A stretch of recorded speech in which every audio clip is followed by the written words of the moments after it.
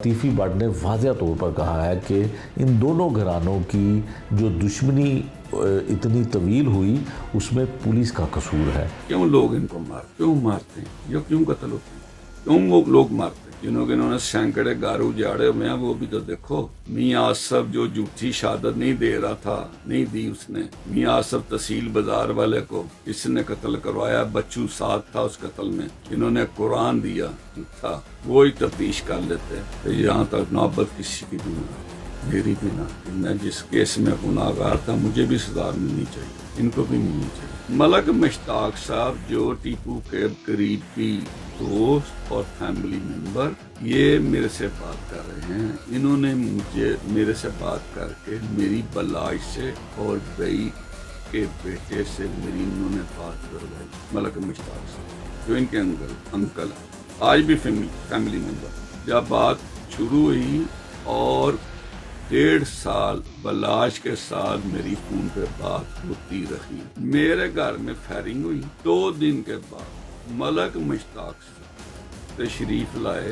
उन्होंने मुझे बोला, भट्ट साहब बलाश ने मुझे कुरान पाक दिया है कि इस केस का मुझे पता नहीं है, तो ये वीडियो पे आपको भी कुरान देना चाहता है, आप इसका वीडियो पे कुरान ले लें। मैंने बोला मलक मुश्ताक साहब अभी कुछ दिन ठहर जाएं, मुझे खुद नहीं समझ आ रही है मेरे साथ हुआ क्या। कुछ दिन गुजरते हैं, 2 या 3 दिन गुजरते हैं।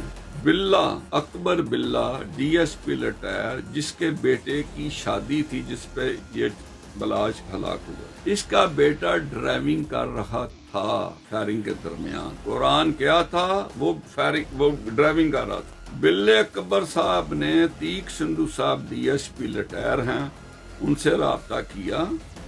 उनको बोला कि लतीफ़ी भट्ट से मेरे बेटे को माफी दिला दो, मेरे बेटे को ये नशे में लेकर आया, वो गाड़ी चला। तीक साहब उसको लेकर CCO भी हमारे उनके पास ले जाते हैं, बनिया मीन अवैस के पास वो लेकर जाते हैं। वो जाके तीक साहब उन्हें मिलाते हैं, उनके बताते हैं कि जनाब ये लड़का ड्राइविंग कर रहा था, बिल्ला अकबर DSP का बेटा है, ये ड्राइविंग कर रहा था, इसके वाले ने मुझे बात बताई है, इसके वाले ने मुझे साथ भेजा, ये आपके साथ बयान आपको बता रहा हूँ सारी बात। अमीन अवैस साहब ने सारी बात सुनी। इधर से वो बात कर रहा लड़का, उधर से 40 बंदे SP सिटी के पास, बलाश और बच्चू साथ, और 40 बंदों ने कुरान दिया कि हमने फायरिंग लतीफ़ी भट्ट के घर नहीं की। जब अमीन अवैस साहब ने उस लड़के की बात सुनी, SP साहब से बात की, SP साहब को उन्होंने बोला इसको गिरफ्तार कर दो। ये इनको कुरान था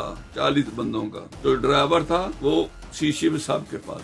तो भाई मेरी इनके साथ क्या दुश्मनी है, मुझे तो खुद नहीं समझ आती। आगे से इन्होंने मेरे घर में वाकये से 3 महीने से पहले 3 महीने तक 4 रेटें करवाई। 4 रेटें वो FIR नसीराबाद में दर्ज है, आप FIR निकलवा सकते हैं।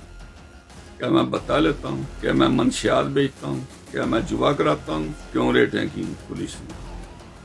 वो इसलिए कि ये लतीफ़ी भट्ट पुलिस के साथ अड़ेगा, इसका पुलिस मुकाबला करेंगे हम।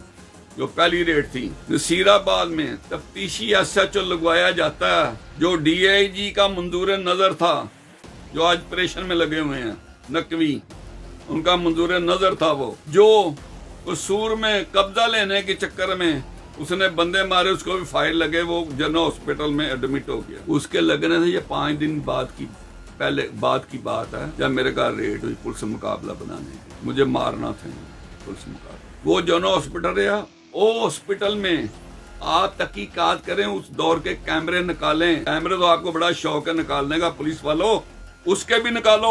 उधर कौन आता था, प्राइवेट रूम किसने लेकर दिए थे इनको, फ्रूट कौन लेकर आता था, रूम का कमरा फ्रूट के साथ किसने भरा होता था, वो भी निकालें, फिर फैसला आप करें कि हकीकत क्या है। प्लीज आप पुलिस हैं, वो मेरी भी हैं, किसी सब की हैं। मेरा भी आपको तहफ़्फ़ुज़ करना चाहिए, दूसरों का भी करना चाहिए। मैं गलत हूँ, मुझे गलत आपको कहना चाहिए, मुझे सजा देनी चाहिए आपको।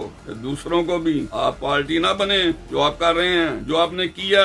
लड़ाई सिर्फ आपकी वजह से हुई, जो हो रहा ना सिर्फ आपकी वजह। तबाही हमारे घरों की पुलिस की वजह स्टार्ट से ये पुलिस ने हमारा तमाशा देखा।